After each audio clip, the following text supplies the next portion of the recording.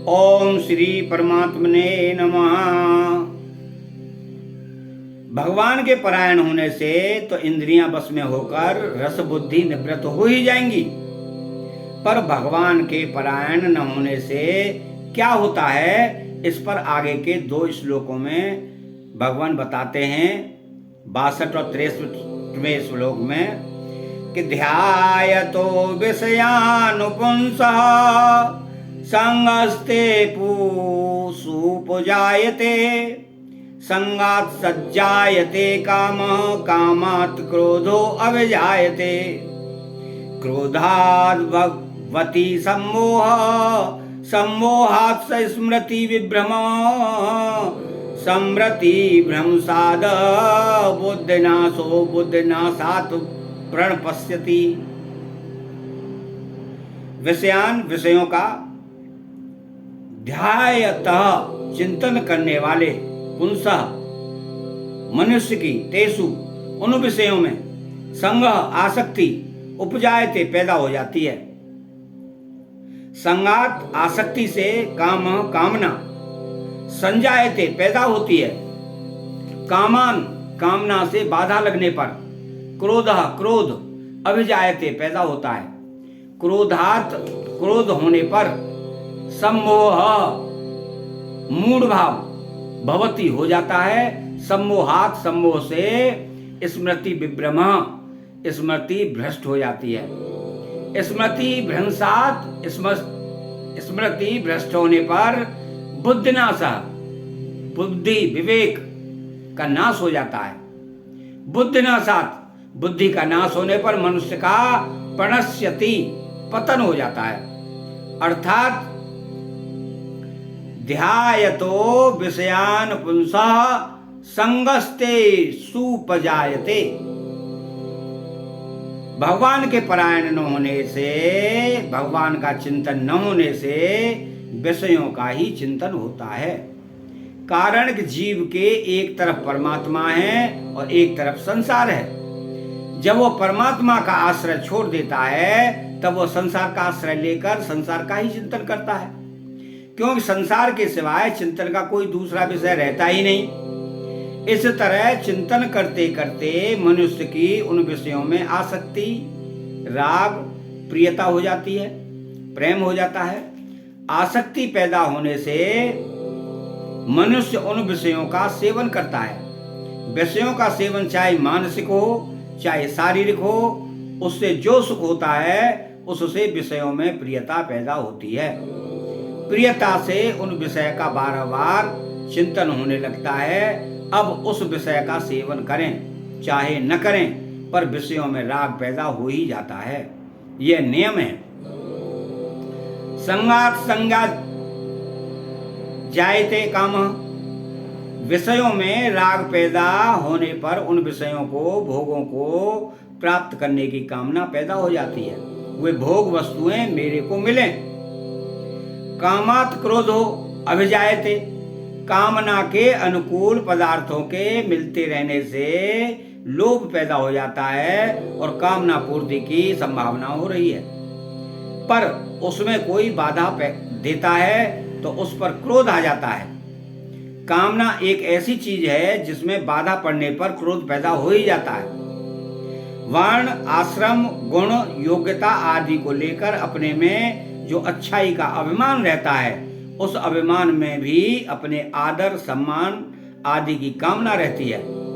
उस कामना में किसी व्यक्ति के द्वारा बाधा पड़ने पर भी क्रोध पैदा हो जाता है।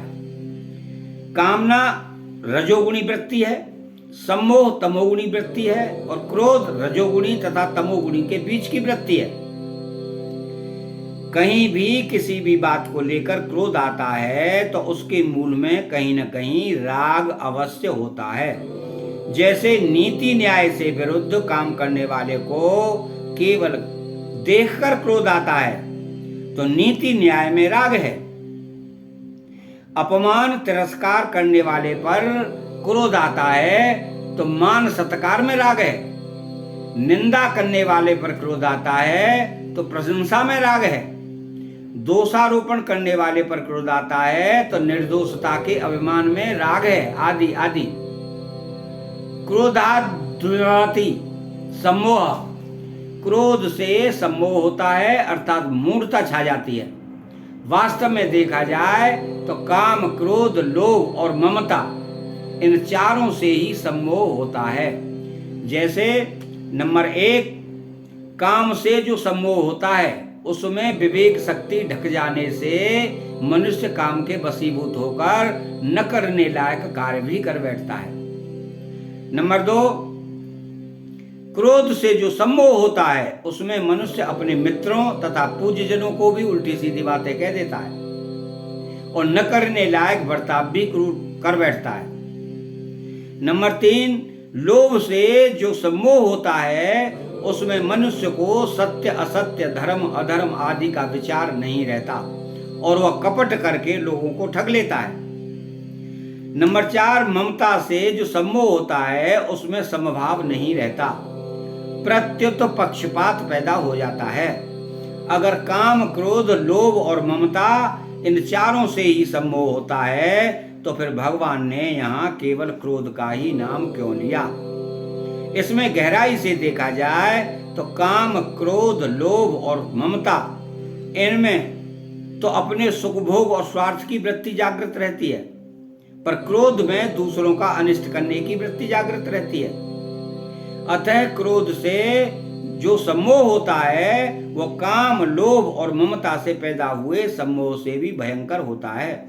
इस दृष्टि से भगवान ने यहाँ केवल क्रोध से ही सम्मोह होना बताया है। सम्मोहात स्मृति विभ्रमम, मूढ़ता छा जाने से स्मृति नष्ट हो जाती है, अर्थात शास्त्रों से, सद्विचारों से जो निश्चय किया था कि अपने को ऐसा काम करना है, ऐसा साधन करना है, अपना उद्धार करना है, उसकी स्मृति नष्ट हो जाती है, उसकी याद नहीं रहती।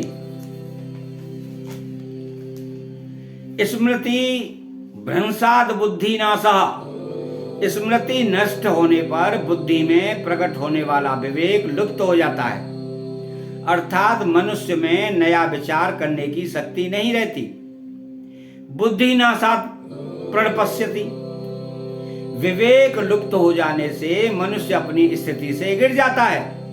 अतः इस पतन से बचने के लिए सभी साधकों को भगवान के परायण होने की बड़ी भारी आवश्यकता है।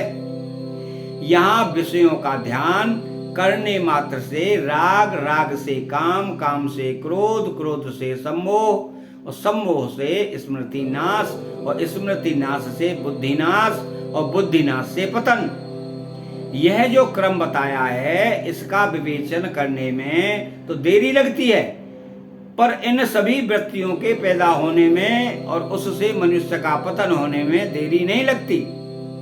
बिजली के करंट की तरह ये सभी वृत्तियां तत्काल पैदा होकर मनुष्य का पतन करा देती हैं। अतः 62वां 63वां श्लोक यहां समाप्त हुए। बेल आइकन घंटी को दबाएं, चैनल को सब्सक्राइब करें और कमेंट बॉक्स में राधे कृष्णा लिखें। और जय श्री कृष्णा।